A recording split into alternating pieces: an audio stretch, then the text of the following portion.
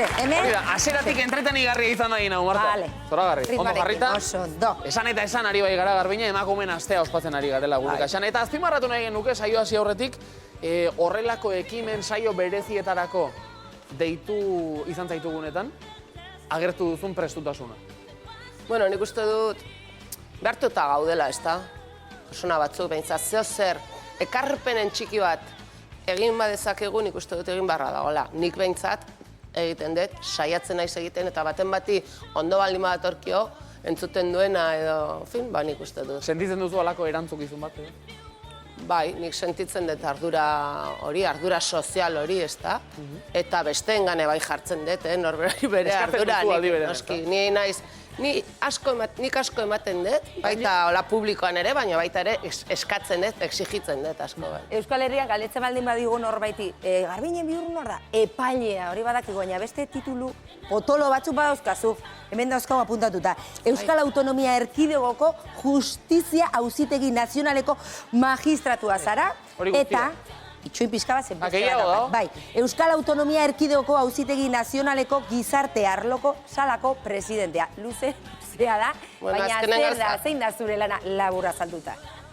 Ni epailea naiz, baina egiten dut lana, sala horretan, auzitegi nagusiko gizarte edo lan arloko salan. Hor egiten dut lana, beste 10 lankidekin batera, beste 10 epailekin batera, eta orain, badamazkit ja 11 urte, usted, 11 urte hauetan, sala talde horretako presidentea naiz, beraz, Euskadiko lan arloko presidenta. Aldiro hori esaten duzuzuk dena den? Armenia, zu lanpostuz eta zer zara eta? Ez. Epailea, zoragarri. Lanbidez, epaile. Ogia gero dira postuak, lanpostuak eta danak behin-behinekoak, esan nahi, eta hori ez da bizitza osora. Hori jarriko dio esaterako txarteletan eta txartela banatzerakoan eta hori. Ez dauko txartelik. Ez dauko horrelak horik. 27 urterekin hasi zinen epailen lanetan. Bai. Emakume asko zuen, Tolosan, Tolosan hasi zinen ez da?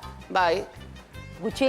Ez, orduan, Tolosan orduan bakarra, egon zan beste bat nire aurretik, baina momentu hartan bakarra. Bakarra zinen zu? Bai, eta gero egon izan du dira.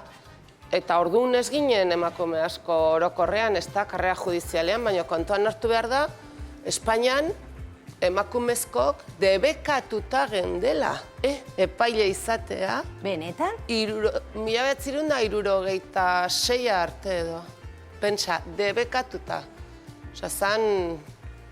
Ze irizpidetarteko, bazegoen argudio berezik horrela? Bai, bazegoen argudioa zan, eta idatzita zegoen, hori debekatzen zigun dekretuan, esaten zan emakumek nolabait sensible ginela, eta gure izaera nolabait oker zitekeela horrelako lanetan. Ez zinetela itxuak horrela justizia bera alde batera edo? Baina debekatuta.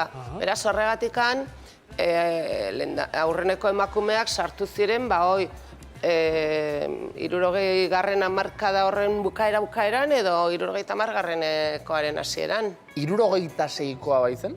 Lege hori aipatu duzu, horren noski utziko du. Ordura arte egon zen, hori da, orduan kendu zuten. Baina horrek utziko du herentzia bat, karga bat. Zuk sekula izan duzu arazorik epai baten berri ematen hasi edo epaiketa bat aurrera emateko emakumea izateagatik? Bueno, nik uste dut oraindikan gertatzen dela, baina garai hartan gehiago gertatzen zen. Orain dela 33 urte, ez da, hasi nintzen ni, bai, 27an, eta orduan mesfidantza handia zegoen, eta herritar batzuk adibidez Tolosan, epaitegira hurbiltzen zianak, ez zuten sinisten ni epailean nintzela. Ez zuten autoritaterik bat ere? Inolako autoritaterik ez, inolako legitimitaterik ez, eta, bueno, esplikatu behar zitzaien, baina ez zuten sinisten, alde egiten zuten batez sinistu gabe. Bueno, hoi dia bitxikeriak, ez da, okerrena da, zenolako, bueno, esan dezez zailtasunik gandik gentorrezen, ez da, debekutik, baina gero ere zaila egin zaigu, eta batez ere zaila egiten ari zaigu hilotzea. Lanbide honetan karrera egin nahi badu, adibidez, auzitegi goreneraino iritsi nahi badu, hor zailtasunak daude, eta une honetan... Oraindik? Bai, Oraindik. oraindik. Zeren eta garai batean, emakume gutxi zeuden, araña iristeko, baina gaur egun emakume asko gea, nolabait, betekizun guztiak betetzen ditugunak, bai aintzinatasuna, bai esperientzia, eta bai dena, eta alere, askoz ere gizonezko gehiago daude, emakumezkoak baino, horrelako goi-mailako auzitegietan.